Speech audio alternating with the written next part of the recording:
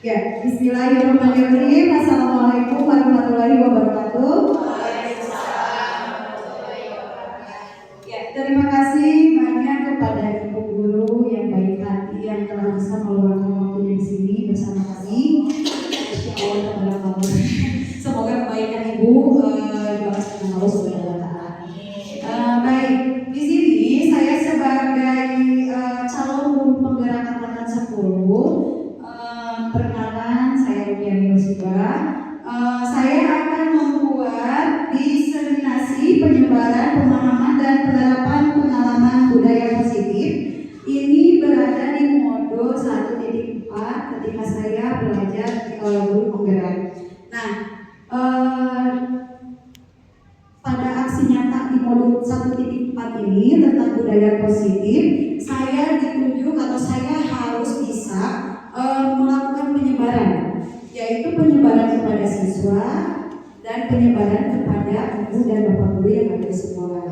Baik, sebelum ke materi, kita ice breaking dulu ya sebentar. Ice breakingnya yang mudah saja, kita tepuk tangan, cluenya seperti ini. Tepuk tangan 1, tepuk tangan 2, tepuk tangan 3, tepuk tangan 4, tepuk tangan 5. Bisa? Ayo, cinta supados kada nyeri, karang karawas ngada anu tunduk tiasa berbudi. Aduh lama deh. Siap ya? Cluenya tepuk tangan 1, tepuk tangan 2, tepuk tangan 3, tepuk tangan 4. Oke. Sekarang tepuk tangan 5. Oke, sekarang tepuk tangan 5 tapi 3 kali ya. Siap? Berturut-turut 1, 2, 3. Oke, tepuk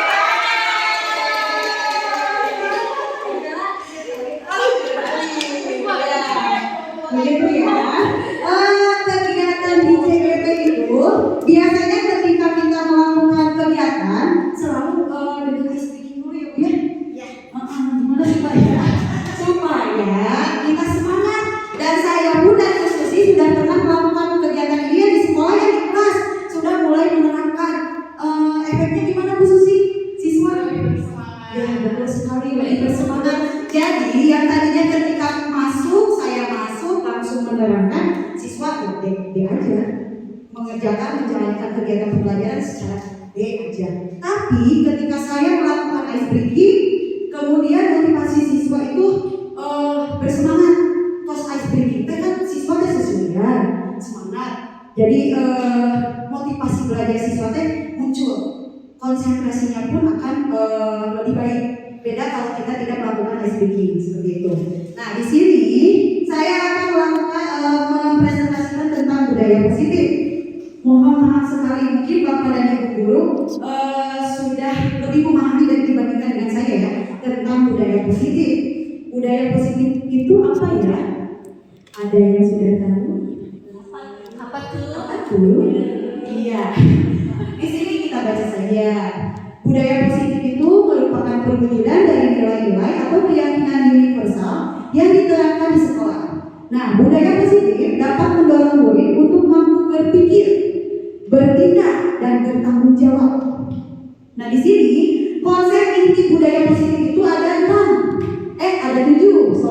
Yang pertama, perubahan paradigma belajar. Yang kedua, disiplin positif dan budaya positif, budaya pengertiannya. Kemudian yang ketiga, kebutuhan dasar manusia, dan yang keempat, motivasi perilaku manusia. Yang kelima, posisi kontrol guru, dan yang keenam, keyakinan kelas. Ketujuh, segitiga restitusi. Kira-kira ada kalimat yang sering didengar tidak? Kebutuhan dasar manusia ya, mungkin kalian ibu-ibu dan bapak guru, ibu-ibu semua ya, mohon maaf. Ibu-ibu pasti sudah tahu tentang kebutuhan dasar manusia ya. Di sini ada kalimat poin yang nomor 7, segitiga restitusi. Ada apa ya? Nah, saya juga baru mengenal tentang segitiga restitusi ketika saya sudah berada di guru penggerak. Apa sih manfaatnya? Ternyata ini sangat luar biasa sekali untuk poin nomor 7. Nanti kita bahas satu persatu ya. Baik, yang pertama itu pembelajaran dengan paradigma baru. Ya, di sini di sekolah kita kebetulan sudah melakukan pembelajaran dengan paradigma baru, yaitu dengan profil pelajar Pancasila ya. Seperti yang barusan kita gelar, ada panen karya tentang profil pelajar Pancasila. Di sini pembelajaran dengan paradigma baru itu merupakan pembelajaran yang dirancang berdasarkan pembelajaran berdiferensiasi sehingga siswa belajar sesuai dengan kebutuhannya berdasarkan perkembangan teori psikologi modern untuk mewujudkan profil pelajar Pancasila. Itu yang pertama. Nah, sekarang yang kedua, disiplin positif. Disiplin positif itu merupakan kebiasaan-kebiasaan atau hal yang baik mencakup sikap atau perilaku maupun tutur kata oleh seluruh warga di sekolah, terutama bagi murid agar dapat berkembang menjadi pribadi yang kritis, mandiri, dan bertanggung jawab. Itu salah satu disiplin positif. Nah, sebagai pendidik, tujuan kita adalah menciptakan peserta didik yang memiliki disiplin diri sehingga mereka berperilaku mengacu kepada nilai-nilai kebajikan universal dan memiliki motivasi dalam diri menuju perubahan perilaku ke arah yang lebih baik. Jadi intinya disiplin positif itu untuk melakukan perubahan yang lebih baik bagi siswa supaya siswa itu berani berperilaku dan bertanggung jawab terhadap apa yang mereka perbuat. Baik, sekarang yang ketiga, kebutuhan dasar manusia. Pasti ibu-ibu sudah tahu ya kebutuhan dasar manusia itu apa saja sih? Nah, di sini kebutuhan dasar manusia merupakan sesuatu yang kita lakukan untuk mendapatkan apa yang kita inginkan. Nah, seluruh tindakan yang kita lakukan memiliki tujuan kebutuhan dasar kita terpenuhi, katanya tujuan dasar manusia itu. Nah, di sini saya jabarkan ada 5 kebutuhan dasar manusia. Tentunya siswa kita manusia bukan? Iya, betul sekali. Kita lihat ternyata kita anggap saja manusia tersebut itu siswa ya, karena kita yang berpesan kepada siswa. Kebutuhan dasarnya itu bertahan hidup, kemudian kasih sayang dan rasa diterima, kemudian penguasaan, kemudian kebebasan, dan yang terakhir kesenangan. Apa sih yang dibutuhkan manusia teh? Anu kahiji teh bertahan hidup leres bisa kan kahiji teh? Karena manusia itu butuh makan, butuh pakaian, butuh tempat tinggal, butuh keamanan, dan butuh kesehatan. Butuh uang, iya betul sekali, betul uang. Itu nomor 1 ya. Semua pakaian, semua makanan bisa dibeli dengan uang. Betul sekali. Kemudian yang kedua itu kasih sayang dan rasa diterima. Kita itu siswa itu harus merasa disayangi, mau dong disayangi. Iya, harus diperhatikan. Katanya kasih sayang dan rasa diterima itu diperhatikan, berbagi, kerjasama, dan menjadi bagian dalam kelompok. Jadi terkini dipujikan itu kamu siswa teh. Terus yang ketiga penguasaan. Penguasaan itu jadi sikap kita pengen merasa dikuasai, pengen merasa menguasai. Kita juga sama ya, kebutuhan kita terkadang pengen merasa menguasai dalam ilmu pengetahuan tentunya. Di sini harga diri, keinginan untuk dianggap pemimpin, berprestasi, diakui dan didengar. Itu kebutuhan untuk penguasaan. Dan yang keempat, kebebasan. Jadi kita juga butuh bebas, Bu. Dan anak juga sama butuh kebebasan, butuh merasa kebebasan, mandiri, memiliki pilihan, mencoba hal baru, dan mampu mengendalikan arah dirinya. Kemudian yang terakhir, yang kelima itu kesenangan. Kita juga butuh senang ya, butuh merasa senang. Kesenangan itu bisa didapatkan dengan apa? Dengan bermain, humor, terus antusias dan tertawa. Biasanya di sekolah kita suka ribut ya kalau misalkan guru itu tidak ada. Mereka mencari kesenangan mereka di sana, bebas mengekspresikan. Nah, setelah ini, kalau kelima kebutuhan dasar ini terpenuhi, menurut Ibu apakah siswa tersebut akan berperilaku baik atau gimana? Baik ya. Kalau semuanya terpenuhi, insya Allah menjadi siswa yang soleh-solehah akhirnya. Yang tentu ada carekeun gitu kan. Berarti Ibu dan cenah aya sok carekeun. Berarti dari kelima kebutuhan dasar ini ada yang kurang dipenuhi oleh dirinya. Begitu untuk proses. Iya, jangan upami ada siswa anu bertindak melakukan pelanggaran, bisa jadi kelima kebutuhan dasar manusia ini ada yang tidak terpenuhi. Salah satunya ada yang bisa mencontohkan misalkan anu kekurangan makanan, kasih sayang, ada yang bisa yang kurang perhatian, cuma gimana itu? Ada yang tahu? Kira-kira siswa yang kurang perhatian gimana ya Bu? Betul, jadi caper di sekolah karena kurang perhatian. Aduh, kurang perhatian. Iya, betul sekali. Nah, sekarang ketika ibu melihat ada siswa yang melakukan kesalahan dari kekurangan kebutuhan dasar ini, sikap ibu kepada anak tersebut gimana? Misalkan tadi seorang ada yang kurang perhatian, jadi di sekolahnya itu caper cenabu melakukan hal apa yang seenaknya menurut dia supaya orang lain itu perhatian kepada dia itu. Nah, kira-kira cara mengatasi solusi tersebut, cara mengatasi masalah tersebut dengan cara apa ya ibu bapak? Ibu bapak, ibu.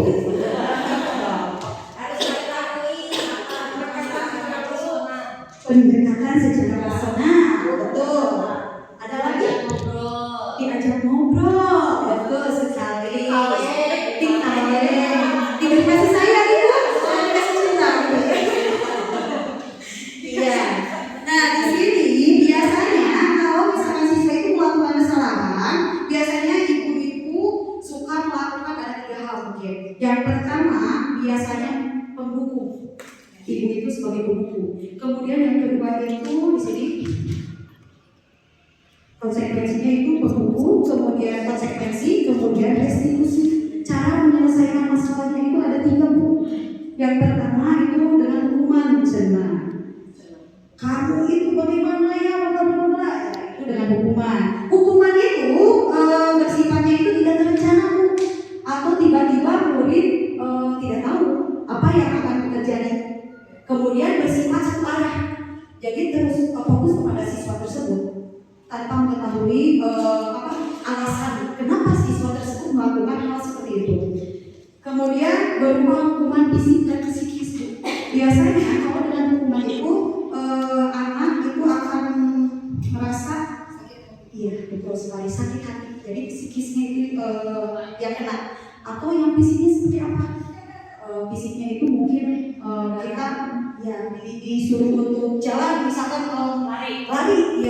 lari di mengelilingi lapangan. Nah itu maksudnya ke fisik biasanya itu.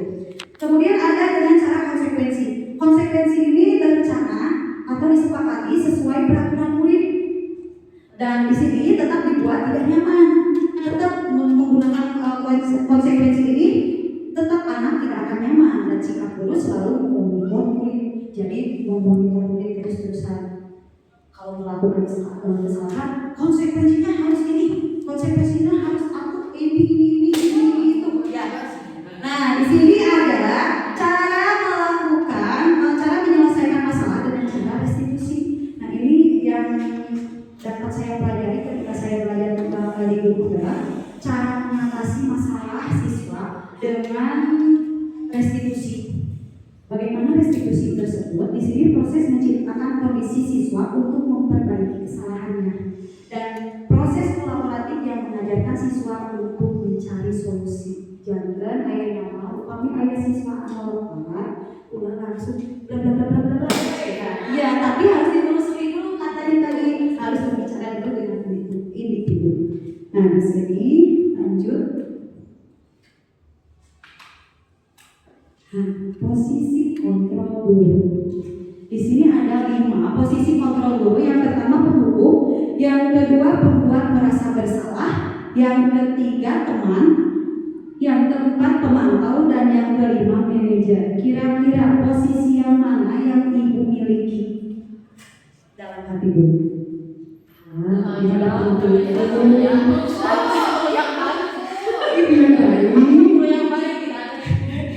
Iya. Kira-kira kalau pembuku itu seperti apa ya Bu? Baik, di sini saya ada contoh bagaimana sikap seorang guru itu sebagai pembuku.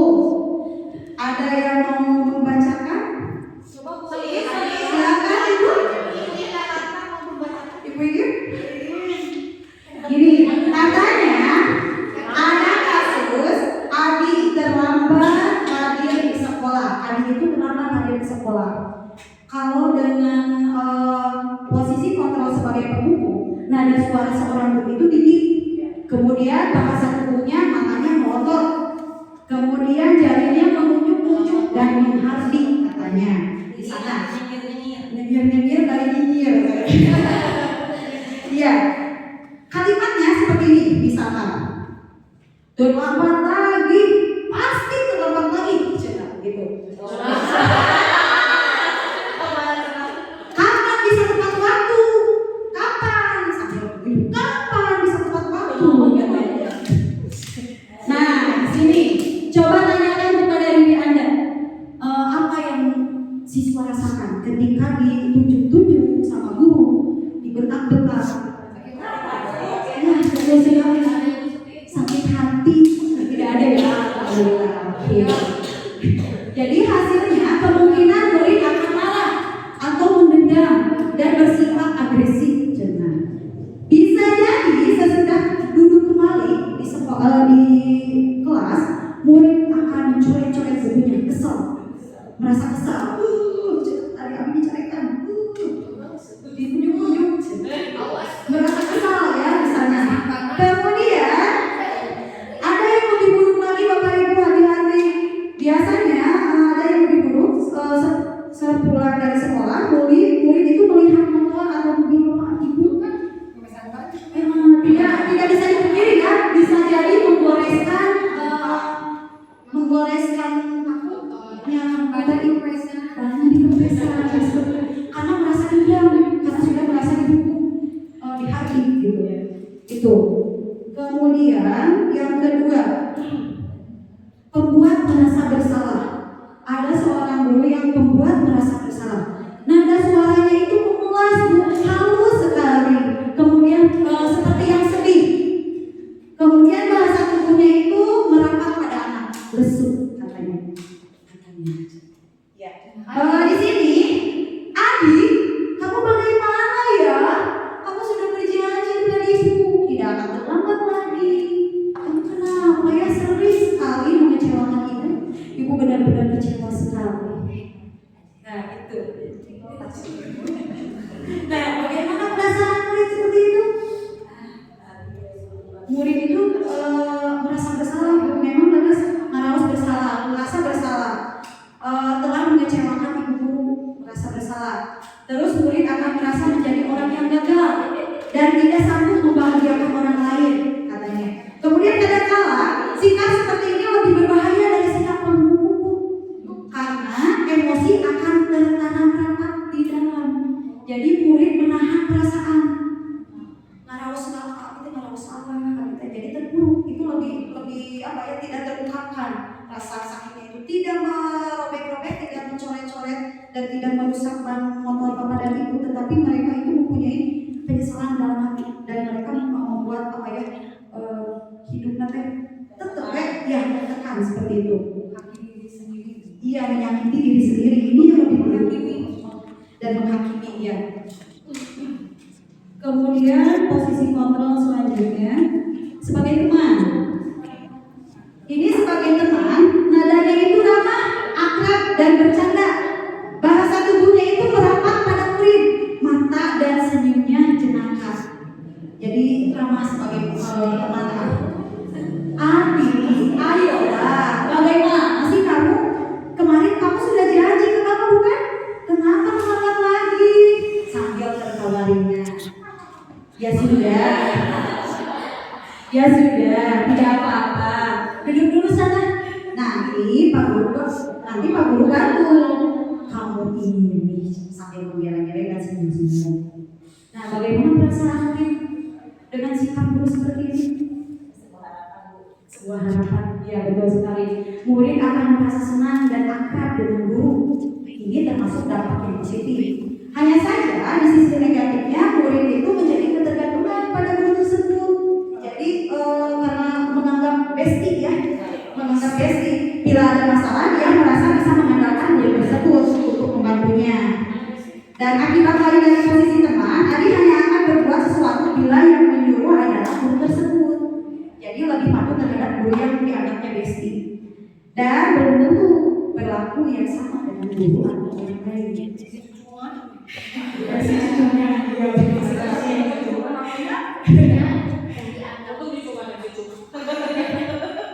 Nah, di sini ada versi guru sebagai pemantau. Nada suaranya datar, bahasa tubuhnya formal. Seperti ini. Pemantau itu. Adi, tahukah kamu jam berapa kita mulai? Tahu, Pak. Kamu terlambat 15 menit. Atau kamu sudah mengerti konsekuensi yang harus dilakukan bila terlambat? Paham, Pak. Saya harus tinggal kelas dan jam istirahat nanti dan mengerjakan tugas ketertinggalan saya.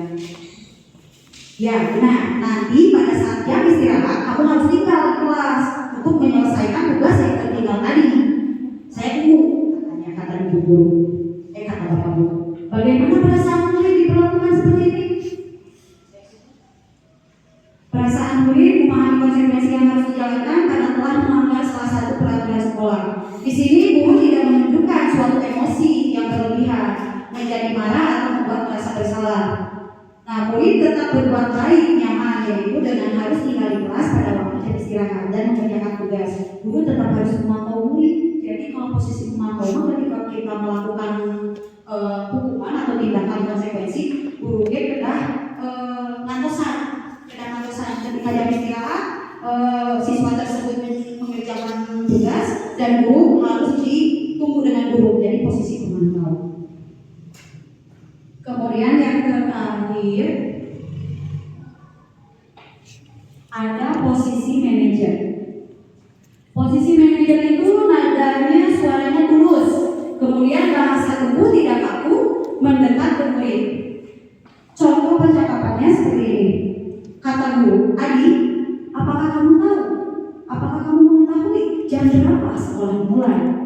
Tahu, Pak, jam 7. Ya, jadi kamu terlambat. Kira-kira bagaimana kamu akan memperbaiki masalah ini? Saya bisa menanyakan kembali pada teman saya, Pak, untuk mengejar tugas yang tertinggal. Kata guru, baik, itu bisa dilakukan. Apakah besok akan ada masalah untuk kamu agar bisa hadir tepat waktu ke sekolah? Kata Adi, tidak, Pak, saya bisa hadir tepat waktu. Baik, saya hargai usahamu untuk memperbaiki ini. Nah, bagaimana perasaan murid diperlakukan seperti ini? Bagaimana ya Bu? Kalau misalkan didekati seperti ini, enak nyaman. Posisi manajer ini katanya fokus pada murid, bukan untuk membahagiakan guru atau orang tua. Jadi murid sudah mengetahui adanya suatu masalah dan sesuatu itu sesuatu yang perlu terjadi. Bila guru mengambil posisi manajer pemantau, guru akan melihat apa konsekuensinya dan peraturannya. Namun, kalau posisi manajer, guru akan mengembalikan tanggung jawab pada murid untuk mencari jalan keluarnya. Jadi ketika ada masalah, murid diajak bicara, kemudian murid tersebut diajak untuk mencari solusinya. Apa yang telah mereka lakukan? Diajak bicara. Baik, contoh penerapannya yang lain ada yang dirasa penghukum. Kalau penghukum itu sanksinya itu harus berdiri di depan kelas dengan kaki sebelah diangkat. Itu maksudnya ke psikis atau ke fisik? Ke fisik ya, fisik sama psikis dua-duanya bisa. Dia merasa malu dan ke fisiknya juga. Kemudian pembuat merasa bersalah. Ibu sudah ingatkan berkali-kali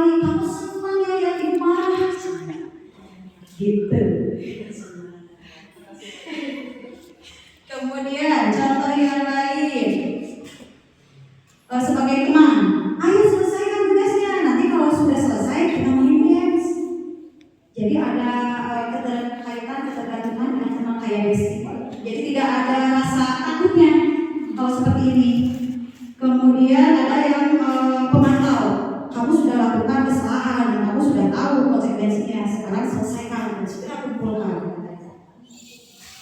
Kemudian sebagai manajer, apakah kamu tahu kesalahan kamu? Keyakinan kelas yang mana yang menurutmu belum dimunculkan? Apa solusinya agar kejadian ini tidak terulang lagi? Di sini mahasiswa disadarkan kenapa mereka berbuat seperti itu dan apa yang membuat mereka melakukan seperti itu dan bagaimana solusinya untuk memperbaiki perbuatan yang seperti itu. Baik, di sini ada satu kalimat, saya sangat kecewa sekali sama kamu. Kira-kira ini posisi kontrol apa ya? Ada dua? Apa ya? Sebagai apa ya yang kedua ya? Merasa bersalah. Very good, betul. Merasa bersalah. Oke, ada lagi di sini. Posisi kontrol apa ini? Kamu tidak pernah melakukannya. Sekarang mulai laporan 3 kali. Yang satu apa? Pemukul. Betul sekali. Pemukul.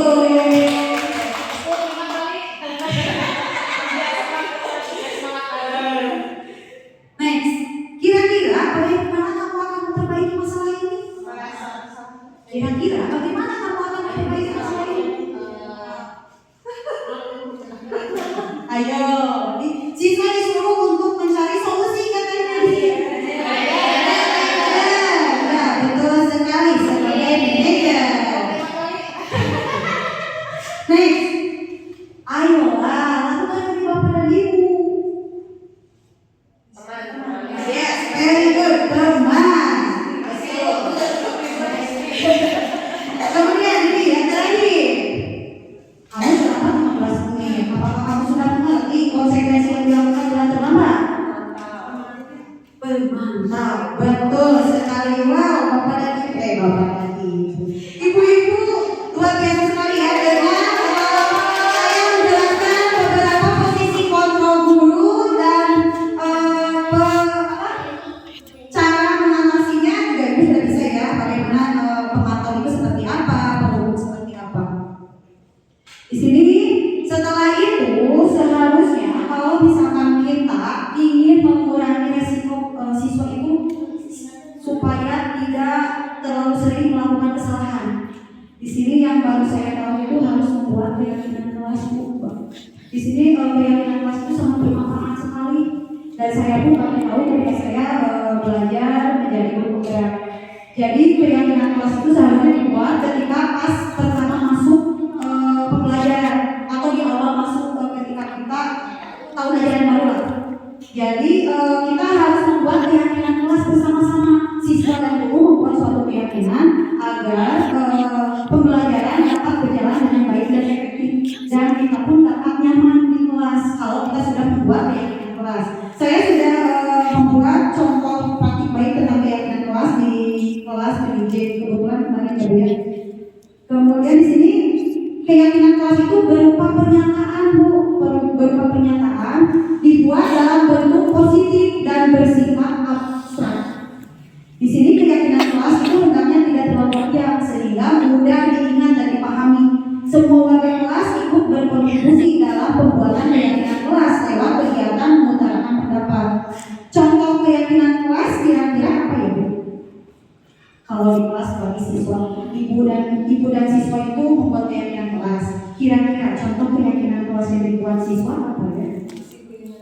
Betul, disiplin, harus bersifat disiplin. Atau tadi ada mematuhi tata tertib. Jadi siswa harus berpikir apa sih aturan keyakinan kelas yang harus kita sepakati secara bersama. Jadi mengurangi resiko beberapa masalah. Jadi siswa seperti masalah. Tapi kan kalau dengan adanya keyakinan kelas, kalau siswa itu kemudian si keyakinan kelas tersebut ditempel di penjuru kelas.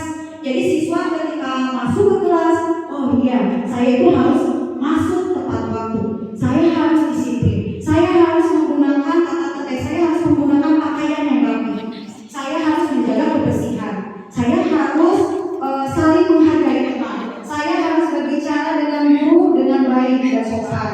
Itu salah satu kalimat-kalimat keyakinan kelas yang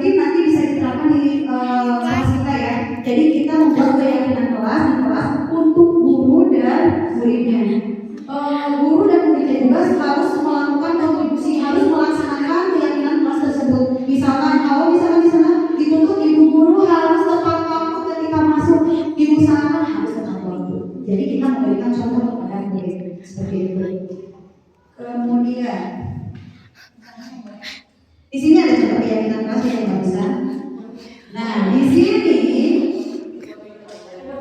ya gimana ini?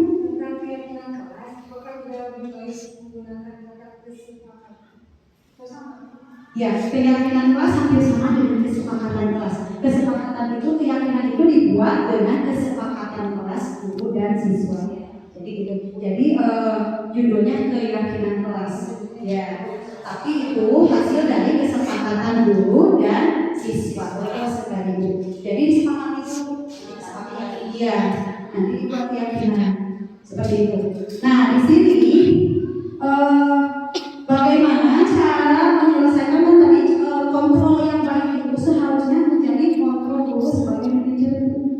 Jadi kalau diusahakan, kalau saya juga masih merasa posisi kontrol saya di punggung, tidak mau tahu pokoknya mau kerjakan itu atasan itu beres. Ya, saya merasa seperti itu. Tapi di sini saya belajar bagaimana kontrol yang paling baik itu menurut disiplin positif yang saya pelajari itu harusnya sebagai posisi manajer kepada ibu, ibu. Jadi harus sebagai manajer. Nah, bagaimana caranya? Di sini caranya menggunakan segitiga restitusi. Ada menstabilkan identitas, ada yang memvalidasi tindakan yang salah, kemudian menanyakan keyakinan. Jangan ditaruh sudah menstabilkan identitas, taruh sudah adalah pinter, namun kemudian validasi tindakan yang salah. Di sini, adakah cara yang lebih efektif untuk mendapatkan apa yang kamu butuhkan dan usaha? Kemudian kamu tentu punya alasan mengapa melakukan itu. Di sini untuk validasi tindakan yang salah. Setelah memvalidasi, kemudian menanyakan keyakinan. Nah, di sini kalau ibu dan siswa sudah membuat keyakinan kelas, jadi gampang ditanya keyakinan kelas apa yang telah kita sepakati. Kemudian kamu ingin menjadi orang yang seperti apa dengan melakukan misalkan kasusnya telat masuk kelas. Keyakinan kelas apa yang telah kita sepakati? Harusnya masuk tepat waktu. Dan saya berarti sudah melanggar suatu keyakinan harus tepat waktu tersebut. Berarti siswa menyadari kesalahan tersebut. Kemudian harus mencari solusinya. Lalu bagaimana solusinya?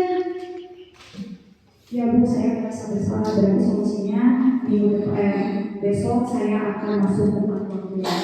Jadi di sini diusahakan kita itu tidak bisa menghukum. Karena berpengaruh dengan fisik dan psikis siswa ya. Diusahakan kita sebagai posisi manajer. Ya, jadi mereka yang berbuat dan mereka yang bertanggung jawab seperti itu. Jadi mereka mencari solusinya sendiri. Ya, di sini ada beberapa yang contoh untuk menstabilkan identitas. Guru membuat salah itu manusiawi katanya kalau untuk menstabilkan identitas. Tidak ada manusia yang sempurna. Ketika melakukan ayah kejadian gitu. Nah, tanggapan kita ibu ya kita telat, ibu ini sepatu saya tadinya harusnya warna hitam, saya warna putih, misalkan. Iya, membuat salah itu manusiawi. Jadi kita jangan menyalahkan dulu anak. Membuat salah itu manusiawi. Tidak ada manusia yang sempurna. Bapak dan ibu juga pernah melakukan hal yang sama. Maksudnya melakukan kesalahan pernah ya. Kemudian tidak tertarik mencari siapa yang salah, tapi ingin mencari solusi dari masalah ini. Kemudian kamu berhak merasa begitu. Jadi semua tindakan itu ada alasan. Ini untuk menstabilkan. Kemudian validasi. Kamu pasti punya alasan mengapa melakukan hal seperti ini. Apakah kamu bisa melakukan hal yang lebih buruk dari ini?